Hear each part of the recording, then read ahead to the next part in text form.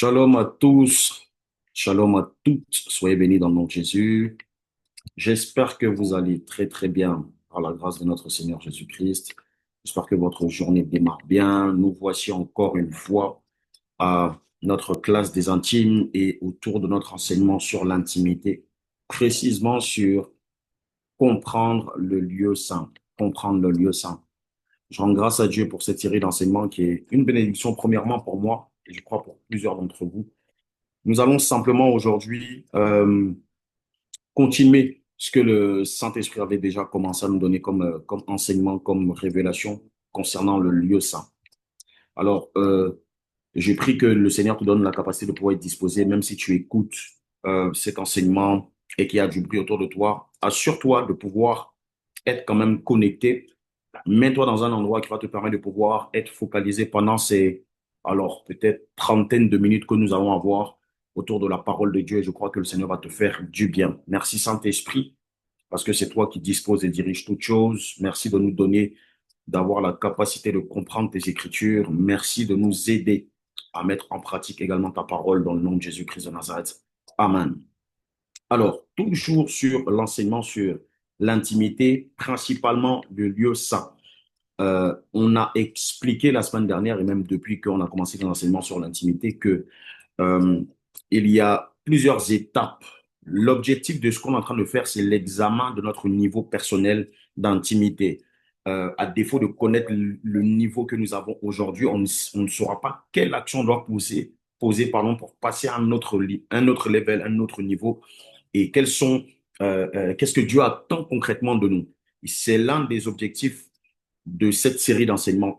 Donc, à chaque fois que nous allons nous connecter, à chaque fois que nous allons recevoir ces enseignements, il ne s'agit pas juste d'avoir des informations, mais c'est nous mettre, c'est comme un miroir, on est face à la lumière, on est face, pardon, au miroir, on est face à notre reflet, on est face à notre image, et on se donne de pouvoir, euh, on aspire plutôt à ce que le Seigneur nous aide à avoir le caractère qu'il faut, à avoir l'attitude qu'il faut, et surtout à grandir dans notre relation avec Dieu. Alléluia. Reprenons l'image détaillée du tabernacle où on voit les différentes parties qui sont énoncées. On est en ce moment sur le lieu saint. Alors, on expliquait que le lieu saint est composé de plusieurs éléments. Le premier élément qu'on trouve déjà, il y a le voile qui nous permet de faire la transition entre le parvis et le lieu saint.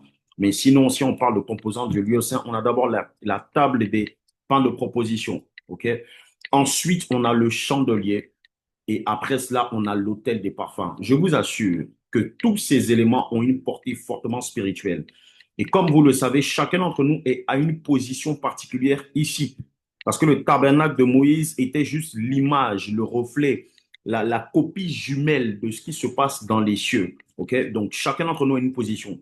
Tu dois te poser la question à chaque fois que tu reviens et à chaque fois que tu es confronté à cet enseignement, à quelle position je suis? À quelle position je suis? Alors, la semaine dernière, on a parlé de la table des propositions. Aujourd'hui, je vais aborder un aspect du chandelier. Voilà, un aspect du chandelier. Et ça va nous aider à pouvoir comprendre ce que le Saint-Esprit attend de nous. Mais en guise d'introduction et en guise aussi de rappel de ce qu'on a dit la semaine dernière, j'ai envie de mettre encore cette base. Merci pour le visuel. Les amis, il faudrait qu'on puisse savoir que l'Esprit de Dieu, nous sommes Nous sommes des enfants de Dieu, selon Jean 1, le verset 12. À tous ceux qui l'ont reçu, on parle de la parole, on parle de Christ, la parole faite chair. Elle a donné le pouvoir de devenir enfant de Dieu. Lorsqu'on reçoit Jésus et qu'on reçoit cette parole, qu'on reçoit, on accepte de donner sa vie à Jésus, on reçoit son esprit. OK? Il y a une chose que vous devez savoir en ce qui concerne le Saint-Esprit. Le Saint-Esprit ne se meut pas au-dessus de vos émotions. Le Saint-Esprit ne se met pas au-dessus de vos désirs. Le Saint-Esprit ne se met pas en mouvement juste parce que vous avez des projets. Le Saint-Esprit ne se met pas en mouvement juste parce que vous avez donné votre vie à Jésus. Il est possible que nous ayons donné nos vies à Jésus et qu'on ne sente pas le mouvement du Saint-Esprit en nous. Et c'est normal. Pourquoi? La seule chose qui met en mouvement le Saint-Esprit, c'est l'eau. Le Saint-Esprit se meut au-dessus des eaux. S'il n'y a pas d'eau dans nos vies, le Saint-Esprit sera comme éteint. Et souvenez-vous que l'apôtre Paul est en train d'avertir l'église de Thessalonique, je crois que dans 1 Thessaloniciens 5, le verset 20, ou 19 selon d'autres versions, qui dit n'éteignez pas l'esprit. L'une des meilleures manières d'éteindre l'esprit, c'est ne pas avoir d'eau. S'il n'y a pas d'eau, s'il n'y a pas la substance de la parole de Dieu, on va voir que le Saint-Esprit en nous, on va avoir l'impression d'avoir un Saint-Esprit, mais de ne pas réellement l'avoir. Voici comment beaucoup de chrétiens de cette génération, de la génération ancienne, et vous allez comprendre pourquoi je parle de génération ancienne, malheureusement, on le statue, malheureusement, on le, c'est ça, on le statue, mais non pas le vécu réel. Ils n'ont pas l'expérience, ils n'ont pas de manifestation concrète de ce que c'est que développer une intimité avec Dieu par le canal du Saint-Esprit. Alors, les amis, l'Esprit de Dieu se met au-dessus des eaux. Et on a compris, et on comprend toujours au travers de la parole que l'eau, c'est la parole. OK? L'eau, c'est la parole. Et Dieu a commencé à le faire depuis Genèse. C'est pas aujourd'hui qu'il va arrêter de le faire.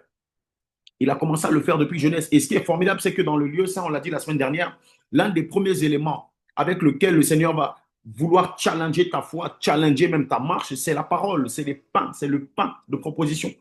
C'est le pain, c'est le pain. L'Esprit de Dieu, encore une fois, ne se met pas au-dessus de vos besoins. Ce n'est pas parce que vous avez des sujets de prière que l'Esprit de Dieu va commencer à se mouvoir, va commencer à agir. C'est parce que vos sujets de prière sont alignés à la parole de Dieu.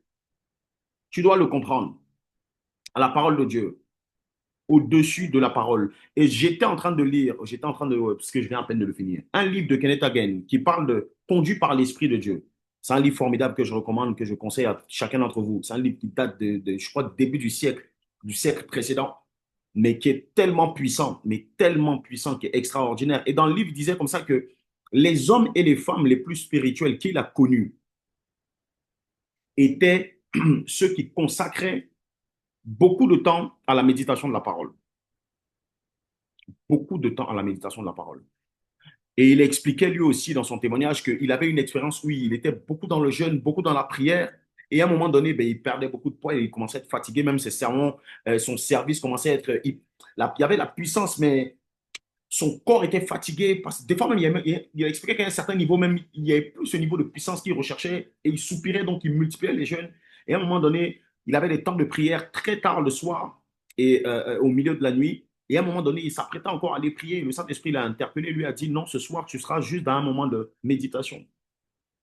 Un moment de méditation. Et souvenez-vous, je ne sais pas si certains d'entre vous s'en souviennent, un jour, j'ai rendu témoignage, j'étais en train d'expliquer que j'avais à cœur de prendre une nuit de prière. Donc, je m'étais organisé pour avoir cette nuit de prière qui fait partie de certaines routines et coutumes que j'essaie de, d'avoir dans ma marche avec le Seigneur. Et je m'apprêtais à rentrer dans ce temps de prière. Le Saint-Esprit m'a dit non, aujourd'hui, ça ne sera pas une nuit de prière. Ça sera une nuit de méditation. Et Kenneth Hagin expliquait que quand il a commencé, la même nuit où le Saint-Esprit s'est révélé, donc il s'est couché, puis il a commencé à méditer, réfléchir. Méditer, c'est réfléchir. Méditer, c'est avoir son esprit focalisé sur.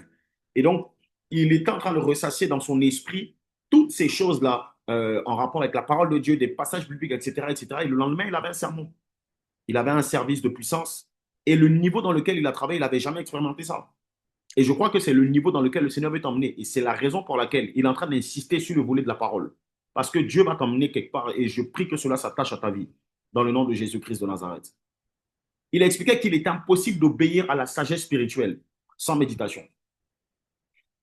Et l'Éternel a fait comprendre même à un homme qu'on appelle Josué, ok, un homme qu'on appelle Josué, l'importance de la méditation, l'importance de méditer. À quel moment? Quand Josué s'est retrouvé seul après la mort de son père, de son mentor, de son, comme vous voulez appeler, comme vous voulez l'appeler, Moïse, au début du ministère de Josué, quand Dieu allait commencer à faire des choses particulières avec Josué, c'est comme si Josué avait franchi une ligne. Et puis le premier conseil, ou l'un des premiers conseils euh, euh, euh, euh, important pour la vie de Josué était celui-ci. Josué 1,8. On n'a même pas besoin de prendre le passage. J'espère que tu le connais, mais bon. La com a été gentille, elle a mis le passage. Mais sinon, c'est un passage que je dois connaître. Et dis quoi? Que celui de la langue, c'est le point de ta bouche. Médite le jour et nuit. Afin, dans certaines versions, mais ici, on dit pour agir fidèlement selon tout ce qui est écrit. Car c'est alors que tu auras du succès dans tes entreprises. C'est alors que tu réussiras. C'est alors que tu auras du succès dans tes entreprises. C'est alors que tu réussiras. Merci pour le texte.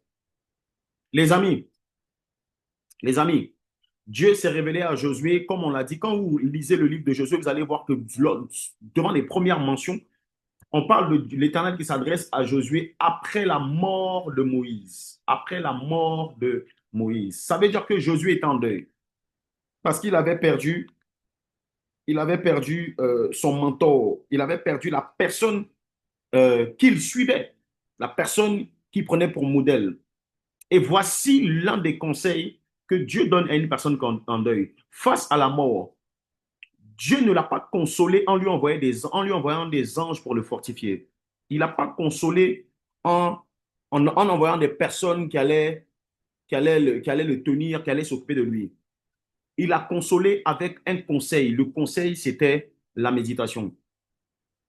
La méditation répond et répondra à tous vos besoins, à tous vos maux. Peu importe les circonstances, les situations dans lesquelles vous allez vous retrouver. Il y a un remède, c'est la méditation. Hmm. C'est la parole. C'est ressasser la parole dans son esprit.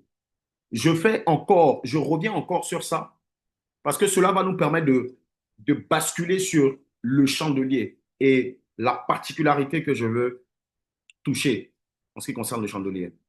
Il dit quoi? C'est alors que tu auras du succès dans tes entreprises. Quelle personne ici ne veut pas avoir du succès dans ses entreprises? Qu'elle se manifeste en commentaire. Quelle personne ici ne veut pas euh, réussir? C'est alors que tu auras du succès dans tes entreprises, c'est alors que tu réussiras. Je invite la fin du passage.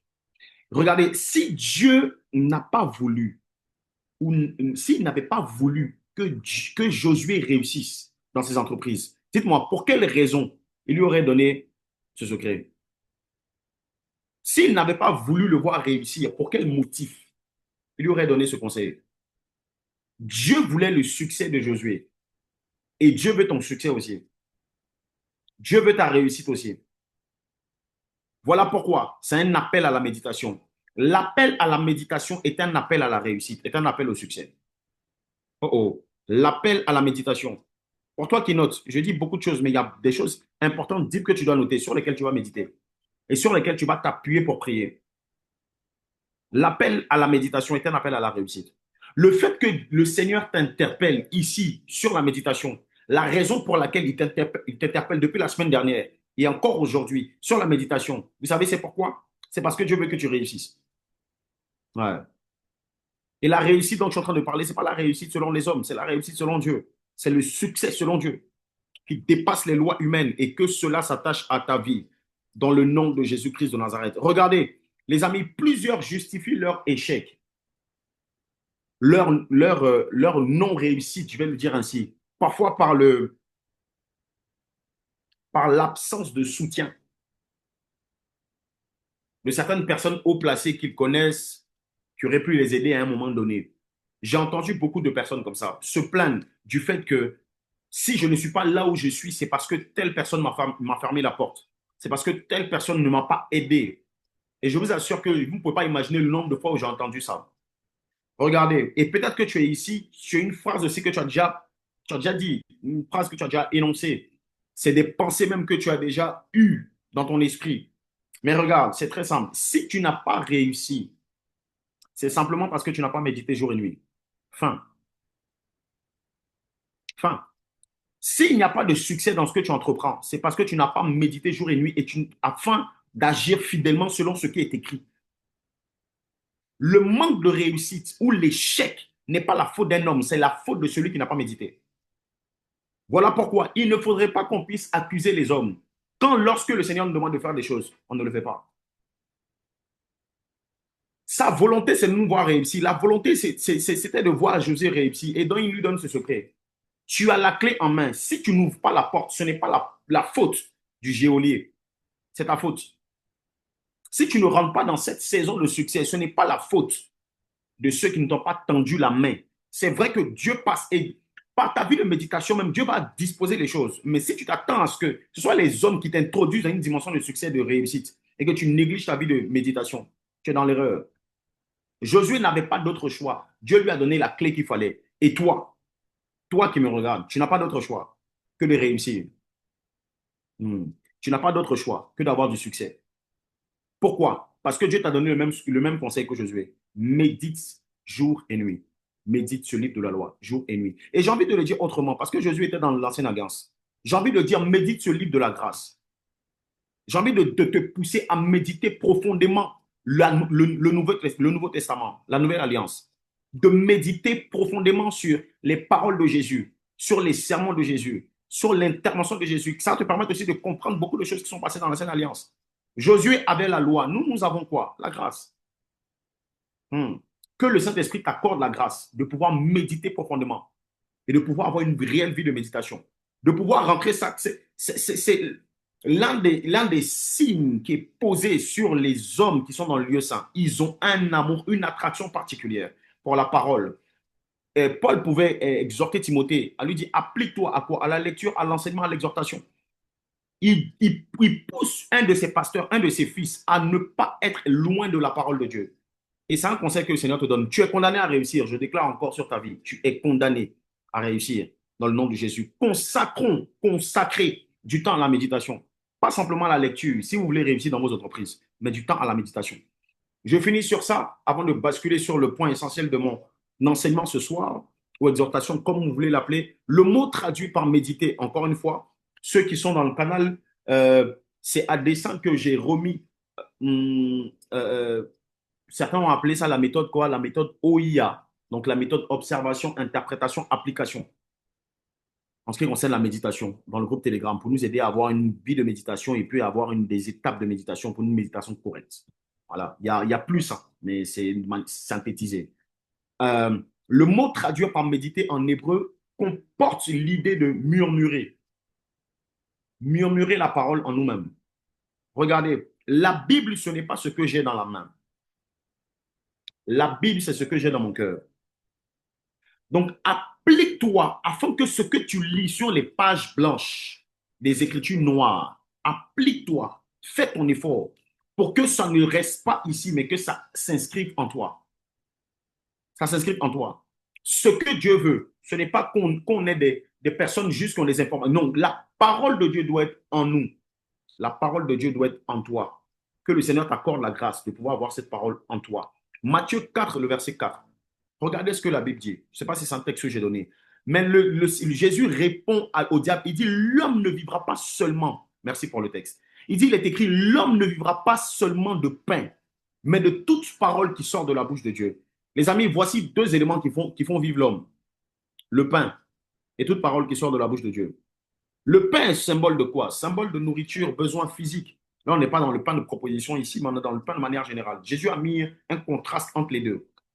Besoin physique. Mais au-delà du besoin physique, au-delà des choses physiques qui vont te permettre de nourrir ton homme physique, ton être physique, il y a cette parole-là qui est nourriture spirituelle. Tu as besoin de pain, c'est vrai, mais tu ne peux pas vivre de pain seulement. Donc, mais tu dois vivre aussi de de toute parole, j'aime bien qu'on me dit de toute parole qui sort de la bouche de Dieu.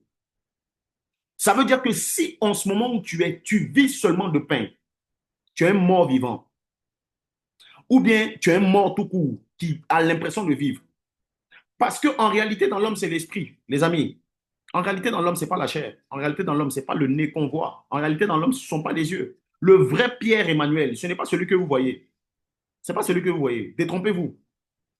La description qu'un homme peut donner, c'est par rapport à ce qu'il voit de manière physique. Mais en réalité, je ne suis pas ce que vous voyez. Je suis autre chose. Je suis autre chose. Et Jésus dit, l'homme ne se nourrira pas simplement de pain, mais de toute parole qui sort. Assure-toi dans ta vie de toujours avoir, c'est vrai le pain pour le corps physique, mais de toujours avoir toute parole qui sort de la bouche de Dieu. Ouais. Assure-toi d'avoir ça. Si tu n'as pas ça, sache que tu ne vis pas. C'est-à-dire que tu as un élément en toi, il y a une dimension de toi qui est morte. Je refuse que cela soit ton cas dans le nom de Jésus-Christ de Nazareth. Encore une fois, l'Esprit de Dieu insiste sur la nécessité d'être au contact de sa parole. Que celui qui a des oreilles pour entendre ce que l'Esprit de Dieu dit aux disciples, aux intimes de Christ. Comprendre le lieu saint. Alors, nous avons vu, encore une fois, est-ce qu'on peut redonner le visuel avec les éléments détaillés? Nous avons vu qu'il y a des tables de pain de proposition. Je n'ai pas le temps de décortiquer comme je le voudrais, mais on va faire comme on peut. Le deuxième élément que nous avons ici, c'est le chandelier. Le chandelier. Regardez bien, le chandelier. Gloire à Dieu. J'aime la position du chandelier ici. Le chandelier est juste en face des tables de proposition. La table de proposition, selon cette image. Mais c'est juste merveilleux. Gloire à Dieu, merci pour l'image. Les amis, le chandelier représente beaucoup de choses. Le chandelier représente aussi la parole. Ok? On va le voir tout à l'heure, mais vous allez vous rendre compte que David parle de la parole comme étant une lampe, une lumière. On reviendra sur ça dans Psaume 119, le verset 105. On va reprendre le passage tout à l'heure. Mais le chandelier est symbole du Saint-Esprit. OK? Bien évidemment, je ne vais pas décortiquer la personne du Saint-Esprit. Ça me prendrait toute une vie à vous expliquer qui est le Saint-Esprit, comment fonctionne le Saint-Esprit. Cependant, l'Esprit de Dieu m'a conduit à, à m'aligner ou à insister sur un élément essentiel qui concerne le Saint-Esprit. Quand vous reprenez le texte il y a plusieurs textes qui le disent, mais sinon, allez, Ésaïe 11, le verset 2. Dans Ésaïe 11, le verset 2, la Bible dit que l'Esprit de l'Éternel se reposera sur lui, ou se reposera sur lui. Il parlait de Christ, et il parle des différentes manifestations du Saint-Esprit. Il dit l'esprit de sagesse et de force. L'esprit de sagesse et de force. Sagesse. Je n'ai pas donné le texte, mais j'aimerais qu'on puisse retourner là-bas. Si tu as ton texte, tu vas m'aider à aller chez le prophète. Ésaïe 11, le verset 2. Il parle aussi de connaissance, de crainte de l'Éternel, esprit de sagesse et d'intelligence, de conseil et de force, de connaissance et de crainte de l'Éternel. Quand vous regardez ces manifestations du Saint-Esprit, l'Esprit de l'Éternel reposera sur lui, esprit de sagesse, d'intelligence, etc., etc. L'une des manifestations du Saint-Esprit euh, que j'aime particulièrement, c'est l'esprit de sagesse. Esprit de sagesse. Et c'est de ça que je veux parler aujourd'hui, en quelques minutes qui nous restent. Esprit de sagesse. Euh, les chrétiens du lieu saint. Les chrétiens du lieu saint sont les chrétiens qui sont dirigés par la sagesse divine. Je répète, les chrétiens du lieu saint sont les chrétiens qui sont dirigés par la sagesse divine. Romains 12, le verset 2. Romains 12, le verset 2. Il dit, ne vous conformez pas au siècle présent. Ah, c'est Romains 12. Romains 12. Est-ce que c'est le bon texte que j'ai donné? Vous êtes sûr qu'on est sur le bon? Alors, je vais prendre ma Bible.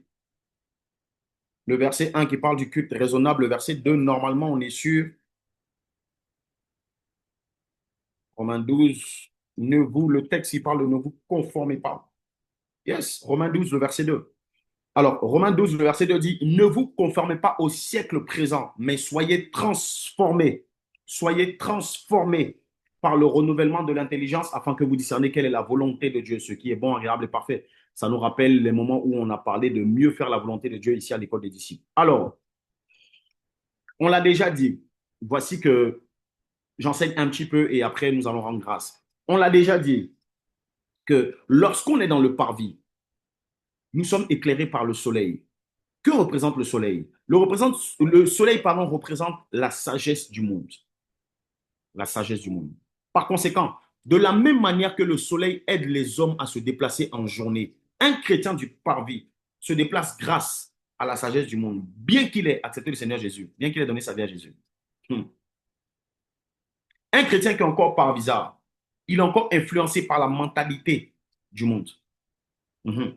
Ça le fatigue beaucoup. Lui, le fait d'accepter Jésus ne te donne pas accès directement à la sagesse de Dieu. Ce n'est pas vrai. La sagesse du monde. Voici comment beaucoup de chrétiens sont dans l'église, ont accepté le Seigneur Jésus, prennent la Sainte Seine les dimanches. Mais la sagesse du monde résonne beaucoup dans leur esprit.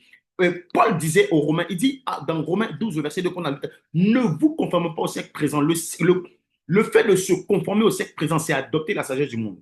Il dit, mais soyez transformés par le renouvellement de votre intelligence. Transformés. Il y a une transformation qui doit se faire dans la vie. Ici, on ne s'adresse pas aux païens. Ils sont dans le parvis, mais ils sont encore influencés par quoi? Par l'intelligence du siècle présent, par la sagesse du monde. Beaucoup de chrétiens, votre manière de réfléchir n'est pas différente de la manière de réfléchir des gens qui n'ont pas Jésus. Et vous le savez si bien. Il n'y a aucune différence dans vos raisonnements. Face à une situation, vous avez le même raisonnement que les gens du monde. Cela doit vous interpeller. Oui, cela doit vous interpeller. La sagesse du monde te dira que si tu apprends que quelqu'un parle mal de toi, bloque-le. La sagesse divine te dira d'aller vers cette personne, de chercher à gagner ton frère, de rechercher la paix avec tous, selon Hébreux 12, le verset 14. La sagesse du monde va te pousser à faire quoi? À maudire tes ennemis. Mais la sagesse divine va te pousser à aimer tes ennemis, selon Matthieu 5, le verset 44.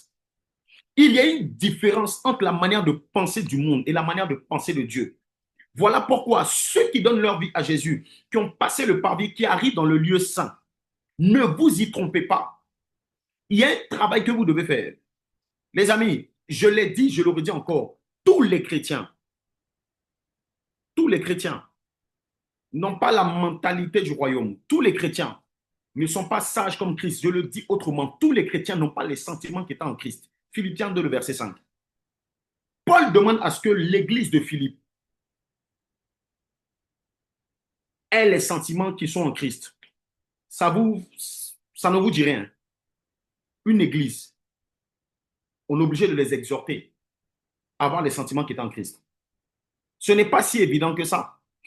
Ce n'est pas automatique d'avoir les pensées, d'avoir les sentiments, d'avoir les sensations, de réfléchir comme Christ, d'agir comme Christ. Ce n'est pas si évident que ça. Tu peux être église et tu n'as pas les sentiments qui sont en Christ. S'il dit ayez, c'est qu'il n'avait pas. Celui qui aspire au lieu saint doit comprendre ceci. Lorsque vous rentrez dans le lieu saint, la lumière, on a déjà dit, la seule lumière qui est censée vous éclairer, c'est la lumière du chandelier. Oh. Là où tu as dit Saint-Esprit, que la lumière du chandelier m'éclaire. La mentalité n'est plus mondaine, elle devient divine. Voici l'une des manières de s'examiner et de savoir à quel niveau nous sommes. Malheureusement, il y a des chrétiens qui, après avoir quitté la cuve des reins, l'autel des holocaustes, ensuite la cuve des reins, lorsqu'ils sont en train de passer vers le voile, le rideau, pour avoir accès au lieu saint, ils sont incapables de se soumettre aux règles du jeu du nouveau lieu où ils arrivent.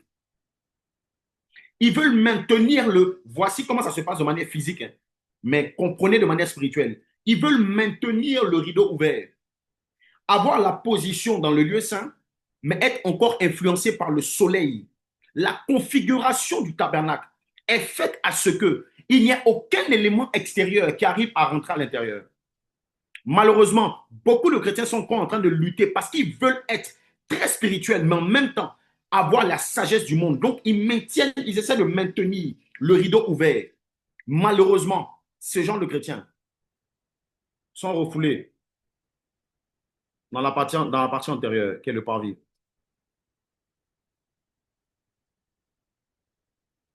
Qui est le parvis. La lumière de l'extérieur, c'est quoi? C'est votre propre sagesse qui a été influencée, qui est aussi salie par la sagesse du monde. Mais la sagesse du monde qui est devenue votre sagesse. Je vais le dire ainsi. C'est celle-là avec laquelle vous avez l'habitude de fonctionner. Mais ceux qui sont là, ceux qui ont cette manière de faire et qui veulent rentrer dans le lieu, ils sont ramenés dans le parvis. Voici comment beaucoup de chrétiens font des va-et-vient entre le lieu saint et le parvis. Les va-et-vient les plus fréquents se trouvent à ce niveau. Les rétrogradations les plus fréquentes se trouvent à ce niveau. Ouais, entre le lieu saint et le parvis. Examine-toi. Il se peut que ce soit de toi que je parle. Il se peut que ce soit de toi que je parle. Mes amis, comment je vais le dire de manière simple? Le lieu saint a des règles, a des codes. Dans le lieu saint, comme on l'a dit, il n'y a que le chandelier qui éclaire. Ce chandelier est symbole de la sagesse divine. Le lieu saint est conçu de telle sorte que celui qui rentre se laisse diriger, ne dirige plus. Se laisse conduire, ne conduit plus. Romains 8, le verset 14, il dit car ceux qui sont conduits par l'Esprit de Dieu sont fils de Dieu. Les fils ne se trouvent pas dans le parvis. Aussi longtemps que tu es un chrétien qui a donné ta vie, tu n'es pas devenu fils si tu es toujours dans le parvis, tu es encore enfant. La dimension des disciples, si on peut même me redonner je ne sais pas si vous l'avez, les membres de l'équipe, si on peut me redonner le visuel avec les différentes couleurs, vous allez vous rendre compte que la partie où on parle de disciple, ce n'est pas dans le parvis. La couleur où il s'agit du disciple, ce n'est pas dans le parvis. C'est lorsqu'on est dans le lieu saint. Si j'ai bonne mémoire sur le visuel. Juste après, ok, juste après la cuve des reins, les chrétiens qui sont caractérisés, elles sont au niveau de la cuve des reins. Juste après la cuve des reins, juste après la cuve des reins, on a cet espace-là. Et l'espace-là parle du disciple-là. Si j'étais à la place de ceux qui avaient fait le visuel, j'aurais même reculé le rideau à ce niveau-là. À ce niveau. Les disciples ne sont pas des parvisards. Non, il est impossible d'être disciple si tu es membre du si tu es parvisard. Ce n'est pas possible. Les disciples sont les personnes qui ont passé l'autel des holocaustes et passé la cuve des reins. Merci pour le visuel. Passer la cuve des reins. Passer l'autel des holocaustes. Sinon, en d'autres termes, ce n'est pas possible. Donc, les chrétiens du lieu saint sont ceux qui sont conduits par la sagesse divine, par la parole de Dieu. Et comme il y a une seule lumière, et voici pourquoi le psalmiste disait dans le psaume 119, le verset 105, il parle de la parole de Dieu comme étant une lumière et une lampe à ses pieds sur son sentier. Ça veut dire que pour se déplacer même dans le lieu saint, il a besoin de la lumière. Dites-moi, comment vous faites pour vous déplacer dans un endroit qui est ténébreux? Ici, il n'y a plus aucune lumière. Si un homme peut se mouvoir dans le lieu saint, c'est qu'il a été capable d'être éclairé par le chandelier. Il n'y a pas d'autre issue. Alors, je vais encourager une personne ici ce soir, et c'est le but de mon exhortation. Faites confiance à l'Éternel. Laissez-vous conduire par la sagesse divine, la sagesse d'en haut. Arrêtez de vouloir conduire vous-même votre vie. Si tu te rends compte que depuis que tu as donné ta vie à Jésus, les décisions que tu prends, les endroits où tu vas, ce n'est que le ressort de toi et de toi seul. Il se peut que tu ne sois pas dans le lieu saint. Parce que dans le lieu saint, on ne décide pas. Les disciples ne décident pas. Ils renoncent à leur volonté et puis ils suivent. Il dit, mes brebis entendent ma voix dans le livre de Jean. Il dit, mes brebis entendent ma voix. Je les connais et elles me suivent. Ce n'est pas le berger, ce ne sont pas les brebis qui suivent le berger. Ce n'est pas toi qui dois donner une orientation à ce que tu fais. C'est le chandelier qui va te, par la parole de Dieu, qui va donner une orientation à ce que tu vas amener à poser comme action. Si tes actions n'ont pas pour fondement la parole de Dieu, donc pour fondement la sagesse de Dieu, donc pour fondement le chandelier, où es-tu? À quel endroit situes-tu? Pas facile. Où es-tu? Arrêtons de nous laisser conduire par quoi? Par nos coutumes, par nos tribus, de là où nous venons. On a l'habitude de faire ainsi. Nous sommes comme ça. Ne te conforme pas au siècle présent. Non. Et pour finir, je prendrai des exemples. Et notre modèle par excellence nous en donne l'exemple. Luc 2, le verset 52. La Bible dit que Jésus croissait en sagesse. Jésus croissait en sagesse, en stature et en grâce devant Dieu et devant les hommes. Il croissait. Ça veut dire qu'il grandissait en sagesse. Voici l'un des éléments que Luc nous donne sur la vie de Jésus dans les premiers chapitres de ses écrits. Il dit Jésus croissait. Le Jésus dont on parle ici, ce n'est pas le Jésus qui avait 30 ans, qui était revêtu de la puissance du Saint-Esprit. C'est un Jésus qui était encore enfant. Mais depuis son enfance, il croissait. Regardez ce que je vais vous expliquer. Les amis, ne grandissez pas seulement en âge, grandissez en sagesse. Ne grandissez pas seulement en heures de prière ou en heures de méditation. Bien que ce soit bien, grandissez en sagesse. Aspirez à grandir en sagesse. Pourquoi je le dis? Parce qu'avant d'être pleinement utilisé par Dieu, Jésus même avait pris le temps de bâtir certains fondements de sa vie. Et l'une des bases depuis son enfance, c'était la sagesse. Il ne devait pas simplement l'avoir, il devait croître, il devait grandir en sagesse. Parce qu'il savait, attends, avant même de parler de ça, dites-moi, si Jésus, si Christ, si Dieu sur terre a eu besoin de laisser certaines choses dont la sagesse divine se développer dans sa vie avant de commencer son ministère, à plus forte raison nous, vous et moi. Jésus avait besoin de grandir en sagesse afin d'être en mesure d'exercer le ministère avec beaucoup d'efficacité. Comme Jésus, tu as besoin d'être plus sage. Tu as besoin d'être conduit par la sagesse divine. Tu as besoin que le chandelier t'éclaire. Il savait qu'avant d'être rempli du Saint-Esprit et être revêtu du Saint-Esprit, cette onction, cette huile devait être déversée dans un récipient qu'on appelle la sagesse. Toute onction qui va tomber hors de la sagesse est une onction qui va te tuer. D'ailleurs, tu dois savoir que l'ampleur de ton onction dépend de ton degré de sagesse. Ouh, je vais le répéter encore une fois. L'ampleur de ton onction dépend de quoi? De ton degré de sagesse. Il est possible que tu aies l'huile, mais que tu ne sois pas sage. On va revenir sur ça tout à l'heure. Si tu ne grandis pas dans la sagesse divine, tu empêches Dieu de t'utiliser efficacement pour bénir la vie des autres, la vie des membres de ta famille, la vie des gens qui t'entourent. Peut-être que là où tu es, il ne te manque pas la vie de prière. Peut-être qu'il ne te manque pas la vie de méditation. Mais il te manque la sagesse parce que tu n'appliques pas la parole de Dieu. Tu as besoin de la sagesse. J'ai besoin de la sagesse. Salomon a soupiré après une chose, après la sagesse, un cœur intelligent pour pouvoir conduire le peuple. Dieu lui a, c'était l'un des meilleurs, ça doit être l'un des meilleurs sujets de prière que tu as. Demandez à Dieu de t'accorder la sagesse. Il dit si quelqu'un d'entre vous, dans Jacques 1, le verset 5, et Jacques 1, le verset 5, non, c'est pas, 1, le verset 5, c'est pas ceux qui souffrent, mais je ne sais plus. Mais en tout cas, il dit si quelqu'un manque de sagesse qu'il a demandé à Dieu. Jacques 1, le verset 5. Est-ce que j'avais donné ça déjà?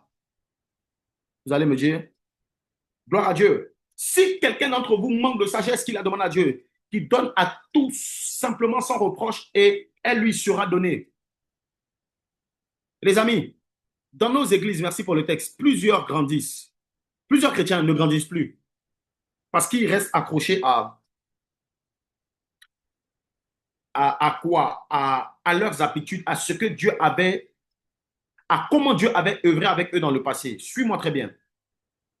Ils ignorent que Dieu n'a pas qu'une manière d'agir. L'une des sagesses de Dieu, c'est de ne pas être monotone, bien qu'il soit le même aujourd'hui, hier, éternellement. Mais l'Esprit de Dieu est sans cesse en train de... La sagesse de Dieu, la sagesse divine, n'est pas figée. Voilà pourquoi tout chrétien qui a une seule manière d'agir, qui raisonne d'une seule manière, c'est un chrétien qui a un esprit en lui qui est éteint. Son esprit n'est pas en mouvement. L'Esprit de Dieu est en mouvement, les amis. Ça veut dire la manière dont le Saint-Esprit est utilisé aujourd'hui, ça peut être une autre manière. Il peut être utilisé d'une autre manière demain. Et ça, c'est se laisser conduire par la sagesse divine. Voici comment on reçoit, comment on reconnaît plutôt les chrétiens du lieu saint. Beaucoup de chrétiens ignorent que Dieu n'a pas une seule manière d'agir. Bien au contraire. Et surtout, les amis, une chose aussi en ce qui concerne la sagesse divine, c'est que la sagesse divine n'est pas logique. Elle peut être variable. Elle n'est pas logique. Elle n'est pas selon la logique des hommes. Regardez, Jésus ne résolvait pas les difficultés avec un raisonnement logique et humain. Et j'aime beaucoup l'exemple de Christ. Prendre les exemples de Jésus. Selon Matthieu 17, le verset 27, un jour, alors qu'il n'avait pas d'argent sur lui, un agent pardon, de service public est venu lui demander de payer les impôts. Voici la sagesse divine. Jésus a trouvé la solution à son défi. Où ça? Dans le ventre d'un poisson. Et regardez, imaginez-vous ce que Pierre a dû penser lorsque Jésus lui a dit ça. Ce n'est pas forcément écrit, mais imaginez. Imaginez un peu. Lorsque Jésus l'a envoyé pêcher un poisson, sachant que lui-même, il était un pêcheur de poissons professionnel. Il avait certainement déjà vu beaucoup de choses dans la bouche d'un poisson, mais il n'avait jamais vu une somme exacte, ou même l'exacte somme que recherchait une personne. Mais en obéissant à Christ, en se laissant conduire par sa sagesse, qui était une sagesse divine, il a ramené l'argent nécessaire pour payer l'impôt. Mais voici encore une vérité. Voici comment la sagesse divine fonctionne lorsque tu te laisses conduire par elle. Tu suis la voie de Jésus, mais c'est toi qui opères dans le surnaturel. Tu suis l'ordonnance de Christ par le canal de la sagesse divine. Mais les hommes, c'est toi qui va faire le miracle. Ce n'est pas Jésus qui allait retirer l'argent. Mais imaginez-vous ceux qui étaient autour de Pierre, qui ont vu Pierre prendre le poisson et puis sortir la somme. Quelle dimension de miracle! Les hommes de miracle et les hommes de signes sont simplement ceux qui se laissent conduire par la sagesse divine. Et l'opération même dans le miraculeux commence à partir du lieu saint. Et je te vois opérer dans les miracles. Mon Dieu. Je te vois commencer à travailler dans les signes et dans les prodiges juste parce que tu vas te laisser conduire. Il y a un autre exemple qui est aussi palpable dans Marc 6, le verset 30 et qui se retrouve dans plusieurs passages des Écritures. Qui parle de quoi? Jésus demande à ce qu'on fasse asseoir une foule de 5000 personnes. 5000 hommes, attention, sans compter les femmes et les enfants. Ils étaient certainement bien plus nombreux. Mais, et puis, en ayant en sa possession 5 pains et 2 poissons, ce n'est pas logique. Quand on a 5 pains et 2 poissons, on demande simplement aux gens de partir. Parce que c'est la honte pour nous. On n'a rien pour pouvoir les nourrir. Quand on a 5 pains, selon la logique humaine, quand on a 5 pains et 2 poissons, on ne fait pas asseoir des gens, on ne dresse pas la table, on ne met pas on ne met pas quoi? On ne met pas les assiettes, on ne met pas les couverts pour dire que vous allez manger. C'est une folie. C'est une folie. Voici comment, encore une fois, les disciples ont été conduits par le Saint-Esprit, par la sagesse divine, qui venait de quoi? De la bouche de Jésus. Ça n'a pas de sens, mais c'est la sagesse de Dieu. À vous tous qui travaillez uniquement avec le raisonnement logique des hommes, vous risquez de manquer la sagesse divine et vous risquez de ne pas être des chrétiens du lieu saint.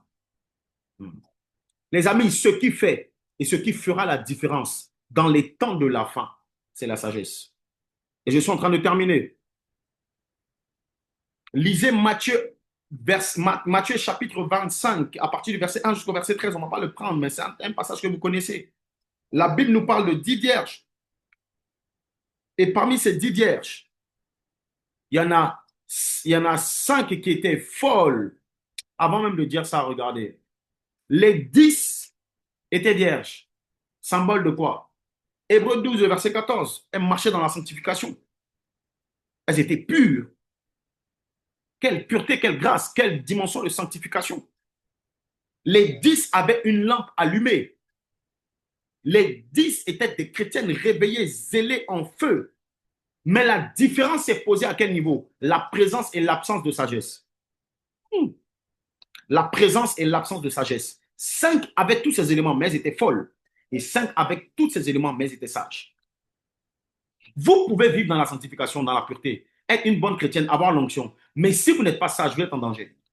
Si vous ne vous laissez pas conduire par la sagesse divine, les sages sont laissés conduire par la sagesse divine en ayant en réserve de l'huile.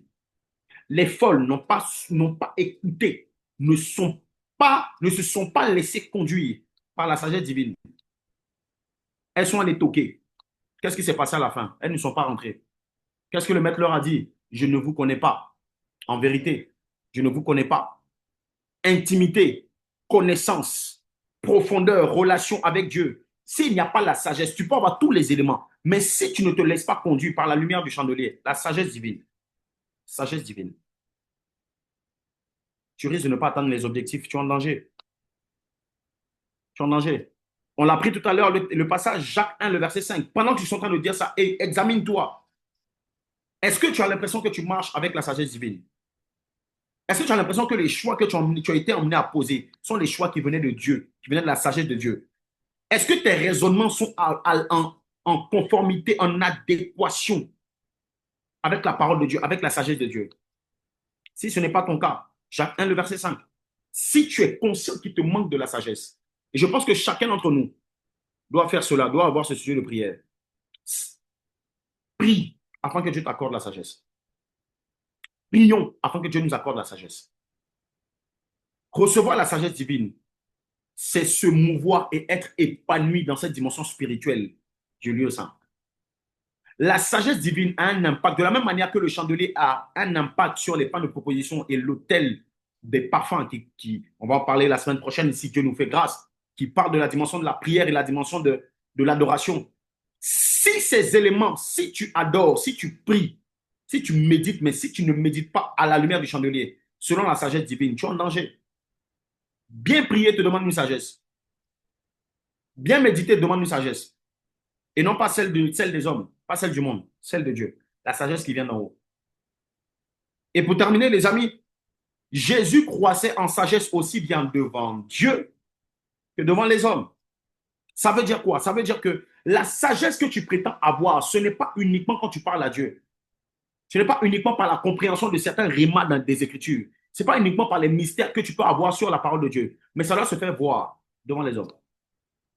Un homme du lieu saint n'a pas besoin de dire qu'il est du lieu saint. Ça se fait voir par la sagesse qu'il a, par la manière dont il est conduit. Jésus grandissait dans son approche des choses spirituelles, mais aussi de façon physique devant les hommes. Les hommes se rendaient compte qu'il était sage. Même quand il avait 12 ans, quand il parlait, on se demandait mais d'où lui viennent ces choses? sagesse. Il croissait. La dimension de sagesse que tu as aujourd'hui, tu dois constamment être emmené à prier pour ça, pour que Dieu te rende davantage sage. Davantage. Davantage. On a besoin de la sagesse. Si tu es uniquement sage devant Dieu et pas devant les hommes, ta sagesse divine ne te sera pas vraiment utile. Il te faut un équilibre.